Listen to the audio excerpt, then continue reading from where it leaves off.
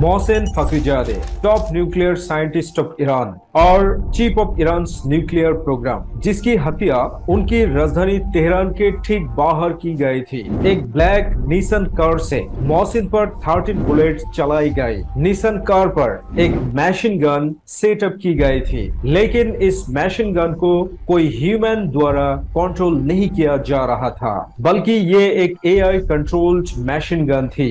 Space recognition इस्तेमाल करके मोहसिन के लोकेशन को आइडेंटिफाई की गई और थ्रू सैटेलाइट इंफॉर्मेशन ट्रांसफर की गई और दूसरी तरफ से शूटिंग का कमांड दिया गया। एंड देन 9 बुलेट साइंटिस्ट को लगी और 4 बुलेट्स उन्हें बचाने की कोशिश करने वाले उनके बॉडीगार्ड को लगी। ये तक कि मोहसिन की पत्नी उनसे महज 10 इंच की दूरी पर बैठी थी, लेकिन कोई बुलेट उनकी पत्नी को नहीं लगी। इट मीन्स दैट आप समझ सकते हैं कि ये हमला इतना एक्यूरेट था कि कोई भी गोली उनकी पत्नी को नहीं लगी। और इस इंफॉर्मेशन को ईरानी रेवोल्यूशनरी गार्ड के टॉप पोजीशन से वेरीफाई किया गया था। अब सवाल ये है कि ये किसने किया है? Obviously Mossad. Second world war के दौरान Jews killing mastermind Adolf Iceman को अरेस्ट करना और फ्लाइट अटेंडेंट के भेस में अर्जेंटीना से इजराइल लाना और उसे पनिशमेंट देना, सीरिया के न्यूक्लियर वेपन को पूरी तरह से तबाह करना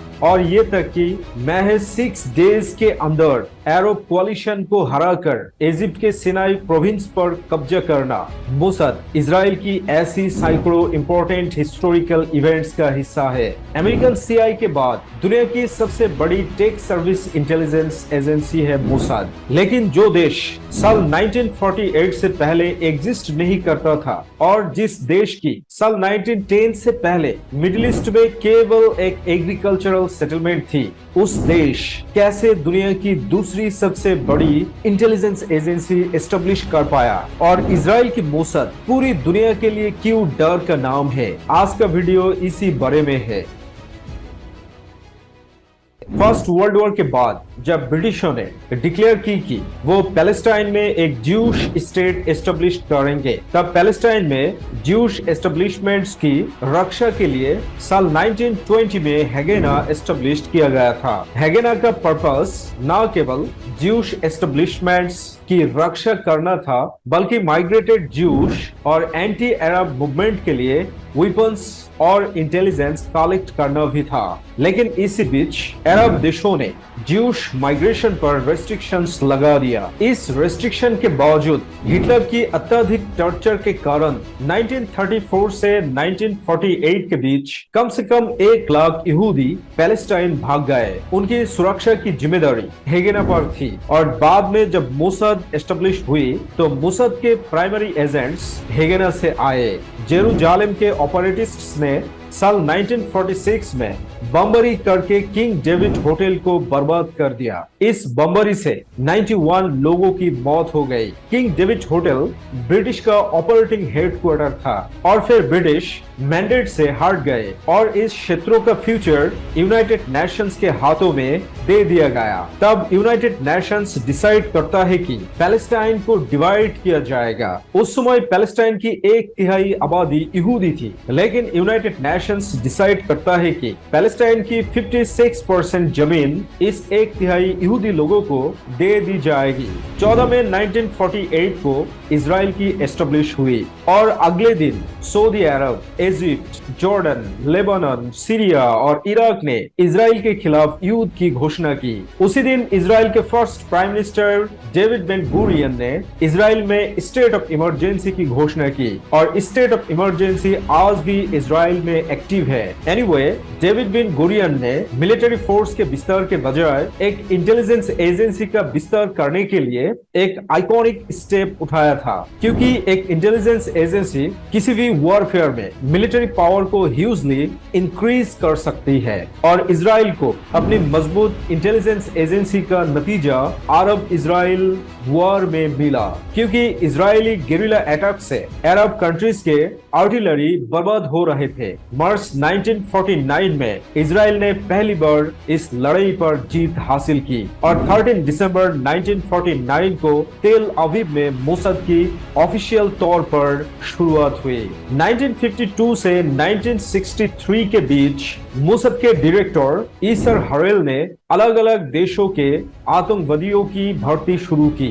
मोसाद ने अपनी एजेंट्स को बेहतर लाइफस्टाइल की पेशकश की और एकमात्र शर्त ये थी कि एजेंट्स को किसी भी तरह से इजराइल के खिलाफ जाने की अनुमति नहीं है। मोसाद की शुरुआत में ही इजराइल के first prime minister Ben Gurion ने अपनी 3 खुफिया एजेंसीज का कोई नाम घोषित नहीं किया था और इसके पीछे लॉजिक ये था कि जब तक इजराइल अपनी इंटेलिजेंस एजेंसी के नाम गुप्त रखेगा तब तक उनके ऑपरेशंस की जिम्मेदारी इजराइल पर नहीं थोपी जाएंगी। गल्फ वॉर, इराक वॉर और ये तक कि अरब देशों में पिछले 50 साल के किसी भी कॉन्फ्लिक्ट में मोसाद किसी भी तरह शामिल था। लेकिन मोसाद केवल काउंटर इंटेलिजेंस एजेंसी नहीं है। इजराइल की काउंटर इंटेलिजेंस एजेंसी में 3 एजेंसीज शामिल है। आमन जो सेना में ऑपरेट करता है, शाबाक जो इजराइल के आंतरिक मुद्दे पर काम करता है एंड फाइनली मोसाद जो अपने ऑपरेशंस के कारण बहुत खास है। उनके कॉन्स्टिट्यूशन के मुताबिक मोसाद न केवल इजराइल की रक्षा के लिए काम करेगा बल्कि वो दुनिया भर के ज्यूस कम्युनिटी की रक्षा के लिए काम करेगा। यानी मोसाद किसी देश की इंटेलिजेंस एजेंसी नहीं है बल्कि ये एक एथनिक ग्रुप की इंटेलिजेंस एजेंसी है। सितंबर 5, 1972 म्यूनिक समर ओलंपिक्स।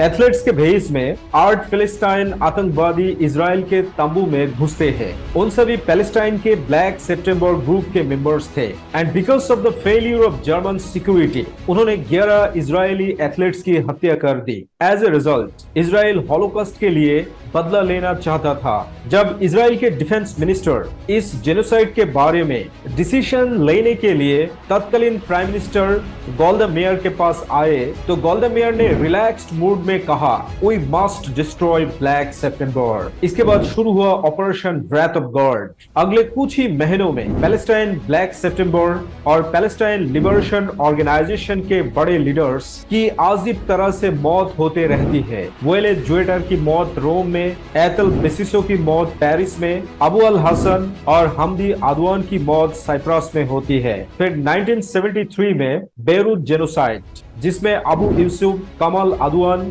और कमल नासिर नाम के 3 ब्लैक सितंबर ऑपरेटर्स को बमबारी से मार दिया जाता है। मीडिया ने इस ऑपरेशन को लिपस्टिक्स एंड बॉम्ब्स नाम दिया क्योंकि मोसाद के 4 ऑपरेटर्स नकली बॉडी पार्ट्स और मेकअप की वेशभूषा में पैलेस्टाइन ऑपरेटर्स के पास गए थे। ब्लैक सितंबर ऑपरेटर्स के हेड थे अली हसन सलेमे जिसे रेड प्रिंस के नाम से बुलाया जाता था। जनवरी 1979 में एक कार बॉम्बिंग में उनकी हत्या कर दी गई। ये कैसे किया गया था? सलेमे का जिगरी दोस्त मोसाद का एजेंट था जिसके बारे में वो सोच भी नहीं सकता था और इस घटना के बाद मोसाद सभी एंटी इजरायली फोर्सेस के लिए खौफ का नाम बन गया था। दरअसल जो लोग ब्लैक सितंबर के चीफ को बेवकूफ बना सकते हैं वो सब कुछ कर सकते हैं। ऐसी बातें पूरी दुनिया में फैल रही थे। इसके बाद मोसाद अनस्टॉपेबल और इरेजिस्टेबल हो गई। इसके अलावा मोसाद ऑपरेशन व्रेथ ऑफ गॉड को म्यूनिक जेनोसाइड के बदले के रूप में और नहीं देख रहा था बल्कि ऑपरेशन व्रेथ ऑफ गॉड इजराइल के किसी भी दुश्मन के लिए मौत की सजा बन गया था। Rise and kill first book के राइटर रोनेन बर्ड्समैन ने कहा, इजराइल को एहसास हुआ है कि उनको प्रोटेक्ट करने वाला और कोई नहीं है। अब बात ये है कि अभी कुछ साल पहले ही इजराइल बना था और वो इतनी तेजी से इतना ताकतवर हो गया। नहीं, ऐसा नहीं था। 14 मई 1940 को अपनी इंडिपेंडेंस की घोषणा करने के बाद से इजराइल ने अरब कंट्रीज के खिलाफ 8 वॉर्स लड़े और सभी वॉर्स जीते। ये तक कि 1967 में उन्होंने जॉर्डन, सीरिया और इजिप्ट के जॉइंट अटैक को सिर्फ 6 डेज के अंदर तबाह कर दिया था। इसलिए इस वॉर को 6 डेज वॉर कहा जाता है। जरा सोचिए, मिडिल ईस्ट के 3 शक्तिशाली देशों की combined military force only 6 days में हार गई। ये सिर्फ एक हार नहीं थी, बल्कि इजराइल ने इजिप्ट से सिनाई प्रोविंस छीन लिया था। अब आप समझ सकते हैं कि इस जंग में इजराइल की विनाशकारी जीत के लिए मोसाद एजेंट्स की भूमिका बहुत बड़ी थी। 1967 की लड़ाई शुरू होने से पहले मोसाद ने अपने कुछ जासूस पड़ोसी देशों में भेजे थे। उनमें से वोल्फगैंग लोज और एली कोहेन बहुत फेमस थे। वोल्फगैंग इजिप्ट में था और एली कोहेन सीरिया में था, जहां से वो मोसाद को सीरियन मिलिट्री और पॉलिटिकल एजेंडा के बारे में जानकारी दे रहा था। हम केवल मोसाद के एजेंट्स के ये 2 नाम जानते हैं, लेकिन उनके अलावा मोसाद के हजारों एजेंट्स 6 डेज वॉर में काम कर रहे थे और ये एक सच्चाई है। उस समय इजिप्ट के प्रेसिडेंट थे गमल अब्देल नासेर, जिन्हें उस समय अरब वर्ल्ड का लीडर कहा जाता था। सबसे कमाल की बात यह है कि ये प्रेसिडेंट एक ऐसे शख्स से बॉडी मसाज ले रहे थे जो मोसाद का एजेंट था। सबसे पहले इजिप्ट और सीरिया ने 6 डेज वॉर में एग्रेसिव पोजीशन अपनाया। जब इजिप्ट की बड़ी मिलिट्री फोर्स सीनाई में गैदर हो रही थी, उस समय 4 जून को अनवर इब्राहिम नाम का इजिप्शियन मिलिट्री इंटेलिजेंस ऑफिसर ने अलेक्जेंड्रिया की ठीक बाहर इजिप्शियन एयरफोर्स के ऑफिसर्स के लिए एक बड़ी